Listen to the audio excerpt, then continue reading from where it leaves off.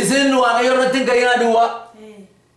isin waaqayyo irratti gungumina duwwa Amen. isin waaqayyo irratti kaasina duwwa waaqayyo nu wajjin jira Amen. yoo nutti gammade inni laficha hunuma nuuf kenna Yes. Hallelujah. wanti achi jiru humni achi jiru jajjabinni achi jiru homaayyuu miti waaqayyo nu wajjin jira haleluuyaa Amen. Hallelujah. sabni waaqayyo warri waaqayyo amanatan akkas jedhu turan waaqayyo nu wajjin jira ilaa saba jajjaboo sana ilmaan raaqotaa sataani mandara jajjabaa sana saba namoota isaan dura jiran sana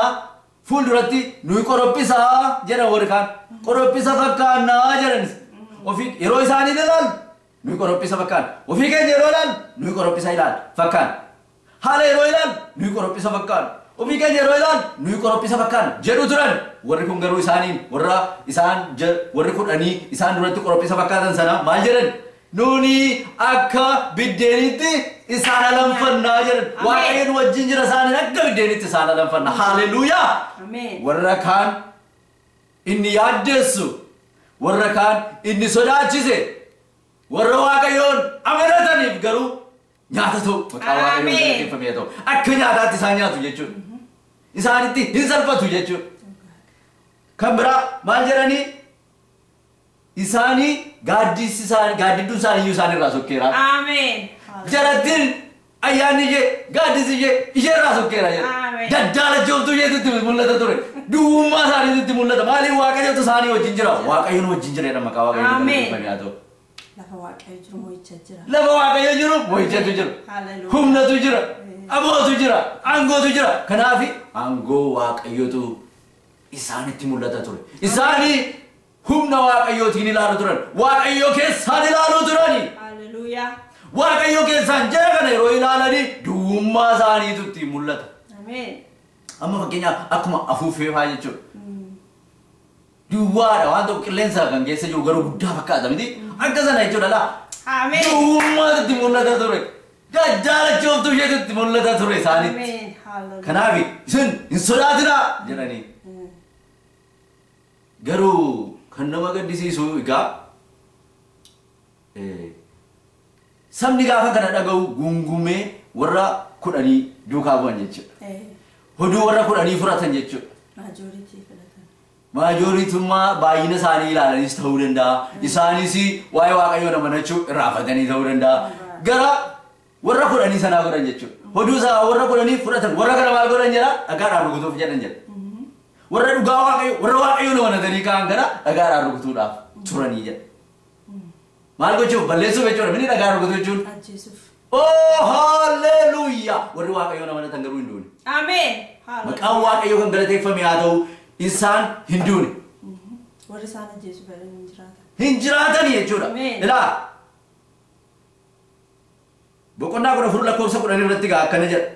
amma yoomitti anatti amanuu didu jedhee waaqayyo maal jechuudha irratti itti aare jechuudha waaqayyo itti aare waaqayyo amma yoomitti natti aman wanta kanaan dura godheef hundumaa dagataniiru jechuudha wantanni kaleessa godheef wantanni dheengadda godheef wantanni barreengaddaa godheef wantanni waggaa lamaan irraa godheef hundumaa dagataniiru jechuudha amma yoomitti natti amanan jedhee aare iddoo kanatti lakkoofsa 10 irratti maqaan waaqayyoo kan galateeffame haa ta'u warri kun lamaan Iyyaasuu fi Kaaleeb garuu maqaan gooftaa kan galateeffame haa ta'u waaqayyo isaanii amanatanii oduu gaarii fidanii fi dhufanii turan saba kanaaf Kaaleebiin akkana jedha ayyaana tamii turre jedhee Adda. ayyaana addaa turre jira maqaan gooftaa kan galateeffame haa ta'u hafuura waaqayyootu isaanii irra ture waaqayyoon amanatan waaqayyoon amanatan warri waaqayyoon amanatanii yeroo hundumaa macaafa qulqulluu keessatti akkamitti argina akka muka bishaan qarqaraa hidda isaas gara bishaanitti yaafateeti jedha Amen. Hallelujah. itti danne iddoo sana hin dubbifanne humbatu macaafa Ermiyaas boqonnaa 17 irratti ilaa akkana lakkoofsa 5 dubbisa dur waa'ee warra waaqayyoon hin amananne isa warra hirree isaanii ilaalan hirree isaanii nuyi jajjaboo miti nuyi dhannee jara kana rukutuu hin dandeenye warri jedhan ilaa akkana waaqayyo itti fufee jedha namni nama amanatu jabina hirree foonii kan abdatu yaada isaas waaqayyo irraa kan deebisu abaaramaadha jedha lakkoofsa 6 irratti immoo namni akkasii maal akka inni fakkaatu describe erga godhe booda gara dhumaatti ilaa kana wanti gaariin yommuu dhufus arguu hin danda'u jedha nama akkasii namni hirree fooniitti namni hirreet humna amanat foon amanat nama kan biraa amanat firaa firiyyaa amanat geggeessaa isa kan biraa amanat inni abaaramaadha waan gaarii yeroo dhufus arguu hin danda'u jedha lakkoofsa torba irratti immoo akkana garuu namni ana waaqayyoon amanatu haleluuyaa Hallelujah. ana duwwaattis kan of kennu haa gammadu namni akkasii akka muka yaa bishaan qarqaraa dhaabamee hidda isaa gara bishaanitti yaafatuuti mukichi hoyyee yommuu dhufu hin sodaatu maqaa waaqayyoo kan galateeffame haa ta'u Hallelujah. mukichi hoyyee yommuu dhufu hin sodaatu yeroo hundumaa hin lalisaa caamsaan isa hin yaaddessu Amen. yerootti si jangorata maqaa waaqayyoo kan galateeffame haa ta'u ilaa warri humna yookaan foon amanatanii yeroo waan gaarii dhufu hin arganii jedha warri waaqayyoon amanatan garuu Hallelujah. warri waaqayyoo waaqa jiraata amanatan garuu yeroo hundumaa hin jiraatu maqaa waaqayyoo kan galateeffame haa ta'u Amen. kanaaf egaa warri humna isaanii ilaalanii hirree isaanii ilaalanii baay'ina isaanii ilaalanii hin dandeenye jedhanii waaqayyoon amanachuu dadhabanii yaada isaanii waaqayyo irraa kaasanii ofii isaanii irra godhanii wanta gaarii dhufuuf jedhu sana hin argan qorophisa waan ta'aniif qorophisi iddoo eebbaa sana dhaquun irra hin jiru qorophisa isa ta'anii hawaannisa isa ta'anii iddoo gaarii sana lafa kakuu sana lafa eebbaa sana itti galuun isaanii irra hin jiru ija wayinii balleessuu dhaqu jechuudha qorophisa erga ta'anii baala mukaa balleessuu danda'u jechuudha marga lalisaa biyya sanaa balleessuu danda'u jechuudha isaan qorophisa erga ofiin jedhanii achitti galuun irra hin jiru jedhe waaqayyo isaan keessaa namni tokko keessatti hin galu Kaalebii fi Iyyaasuun garuu itti galu jedhe maqaa waaqayyoon galateeffame haa ta'u warri waaqayyoon amanatan yaati itti galu jechuudha iddoo kakuu sana hin gahu jedhe waaqayyo maqaa waaqayyoon galateeffame haa ta'u waaqayyo amanamaadha waan jedhu nama miti inni sobuudhaaf ittiin isin gashaa waan jedheef itti gashuudhaaf ka'e warri isaa amanatan itti galu warri hirree isaanii abdatan garuu ittiin galii nafan warri gara boodaatti deebi'uu barbaadan garuu ittiin hin galii nafan warri dura buutuu fa'aatanii gara boodaatti deebi'uu barbaadan garuu ittiin galii nafan ijoollee keenya haadha manoota keenya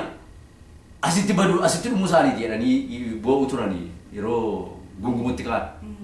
miti garuu waaqayyo maal godha ijoollee isaanii fi Iyyaasuuf Kaalebiin itti gashi ijoollee isaanii fi Iyyaasuuf Kaaleb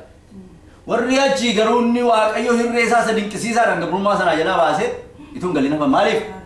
waaqayyoon amanachuu dadhabuu isaaniiti waaqayyos akka kana isaan duukaa ta'u dagatanii geggeessaa kan biraa barbaaduu isaaniitiif maqaa waaqayyoo kan galateeffame yaada akka kanattiin hin galanitti har'as waaqayyoon yoo amanattan amanannaa keessan waaqayyo isa jiraata waaqayyo isa hundumaa danda'u isarra yoo godhattan waaqayyo waan isinii akeeke waaqayyo abdii kakuu isiniif gale sana raawwachuudhaaf inni amanamaadha ammas nan jedhaa inni nama miti sobuudhaaf garuu yoo amanattan waaqayyo waaqa jiraataa yoo amanattan iddoo kakuu keessanii hin galu namni waaqayyoon amanatu karaatti nafu namni waaqayyo waaqa jiraataa amanatu yellahu haleluuyaa yellaasifamuun yeroo fudhatu waaqayyo garuu raawwata ammamitti fudhate waggaa 40tti fudhate saba kanatti waggaa 40 kan inni fudhate waaqayyotu dadhabee miti gashuudhaaf garuu warri akkasii warri nuyi qorophisa jedhaman kun ofiin jedhan kun amma isaan dhumanitti eegee jedhama caafii qulqulluun warri hoduu gadhee fidanii dhufan sun hoduu gadhee sana fidanii keessatti facaasan sun yeroo sana dhahichaan dhumaniidha warri kaan immoo waggoota 40 sana keessatti lafa onaa sana keessatti dhumanii jedha waggaa 40 hafudhatu malee garuu itti galan maqaan gooftaa kan galateeffame haa ta'u kan nama dhibu garuu erga dhaqanii itti galanii egaa waan baay'ee keessa darbanii waaqayyo isaanii wajjin ture kana hundumaatti gaafa dhaqanii lafallee hiratanii waggaa 40 dabarsan kanaatti ammayyuu hin dulloomne maqaa waaqayyoon galateeffame haa ta'u humna namni maqaa waaqayyoon galateeffamu maal jedhe Kaaleb anaa fi gaafa lafa hiranii fi maal jedhe Iyyaasuudhaan lafa isa gara gaaraa kenninaaf anammayyuu akka isa bara waggaa 40 dura lafa onaa keessatti waaqayyoon Museetti jedhe dubbate sana anammayyuu akkuma sana dargaggeessa yeroo sana maal ittiin jedhee ture Afura addaa turre jira ilma koo kaalee birra jedhee ture Waaqayyo. Anammayyuu akkuma sananii jabaadha. Anaaf lafa zagaaraa kennee maqaa Waaqayyoon galateeffamee haa ta'u. Bara sana hundumaa dabarseetti galeeyyuu Waaqayyoon inni amanate ammayyuu humna qaba maqaan Gooftaan galateeffamee haa ta'u. Maaliif isa humna qabutu isaa wajjin ture. Isa humna qabutu isaa wajjin jira maqaan Gooftaan galateeffamee haa ta'u. Waaqayyoon amanachuun jireenya nama taasisa.